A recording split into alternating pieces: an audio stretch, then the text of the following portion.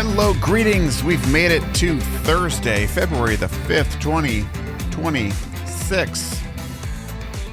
Thank you for listening.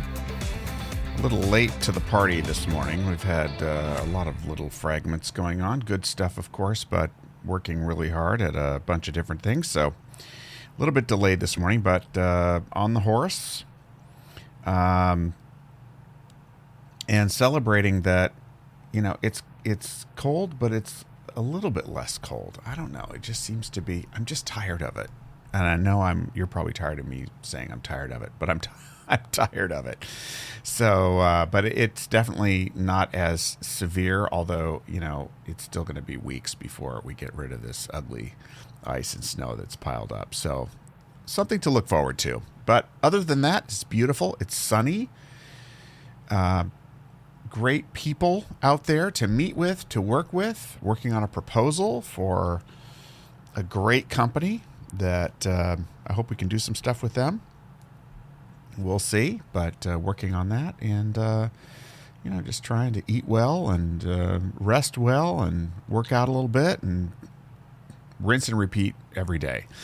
We have 42 more days until spring, which is putting it into, you know, more vivid visualization for me. 42 days. I mean, that's just a little over a month, basically, right? A month and 12 days.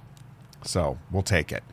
On this day in 1846, the Oregon Spectator was the first newspaper published on the Pacific coast of the United States. Now, I didn't know Oregon had the first newspaper published, but that was 1846.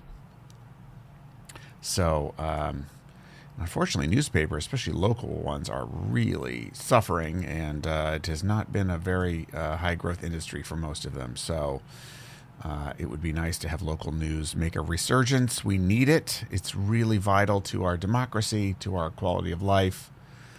And, boy, what they're doing at the Washington Post right now is you know, it's a bloodbath. So...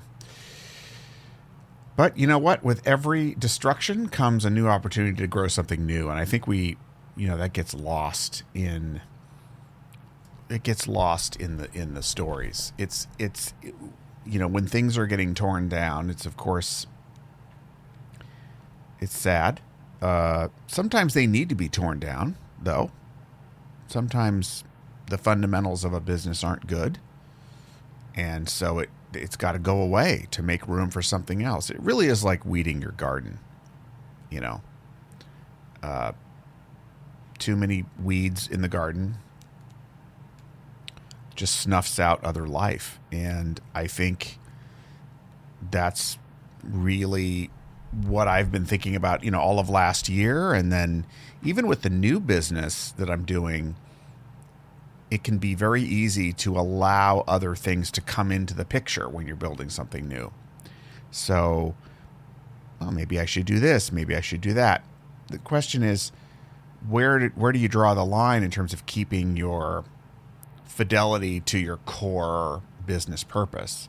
Because you might have opportunities to make money that may not be in alignment with that. And so that's a constant theme that comes up. But, you know, you take each one on its own merits and consider it and sometimes consult.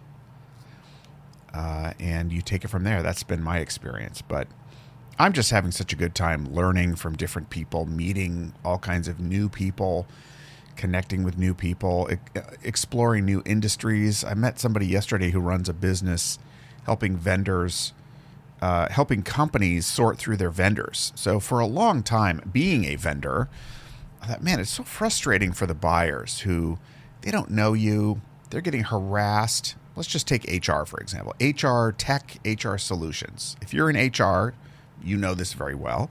You get bombarded with people saying, we've got the solution for payroll and recognition and change management and this software platform that's going to change your whole existence. And of course, you just have you do not have enough time or resources or maybe even the knowledge base to adequately vet all of these vendors for the, can they actually produce what they say they produce? And what about the people, the company? Are they going to be around, et cetera, et cetera? So this guy's company exists to solve this problem by doing all of that for you and maintaining kind of a list of vendors that they have fully vetted, so you don't have to worry and work as hard to figure out who you're going to work with. I mean, I've thought about this, and I'm sure many of us have for many years. I've thought about this service. I never started that business myself, but I thought about it several times. And now I met a man who actually went ahead and did build it. And it was just so cool to listen to his rationale, and it was validating. I mean, there's clearly a need in the marketplace. So I'm looking forward to learning more about that. But I think that's really where the joy comes from, is in getting to learn new things and meet new people a lot. And it just keeps it. It's one of the things about the law, depending on your practice. One of the things about being in the law is that you're constantly, if you choose to, you can settle into a lane. But most lawyers I know like to learn and like to study and like to read and like to explore new things. And it is one of the better aspects of that profession. One thing I really respect is that you can practice law for as long as you live, as long as you got a brain that works, and it requires you to be a student, always. Learning about people, facts, situations. I think it's critical to not only living longer, but being happier as you go. I mean, you stop learning, and then what's the point? What's the point anymore? So yeah, I mean, that's really what's on my mind. And part of the learning process, to bring this full circle, is learning what the core essence is of your business and letting the other stuff go. And that can take, that takes every single day is a reconnection with your own kind of core. And I think it can you can kind of lose track with your why and these sorts of things. But if you have the right people and the right things written down, and the right sort of practice to stay present, I find that I make better decisions, even if I go off the rails here and there and try new things. That's okay. But am I learning from it? Am I staying on track? And being true to myself. That's the whole key. So I don't know. If you can find a theme in all that, let me know.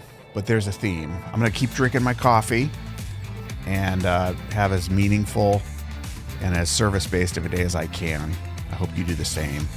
In the meantime, thank you as always for listening. Be good to yourself and others, and we will check back again with you tomorrow. Bye-bye for now.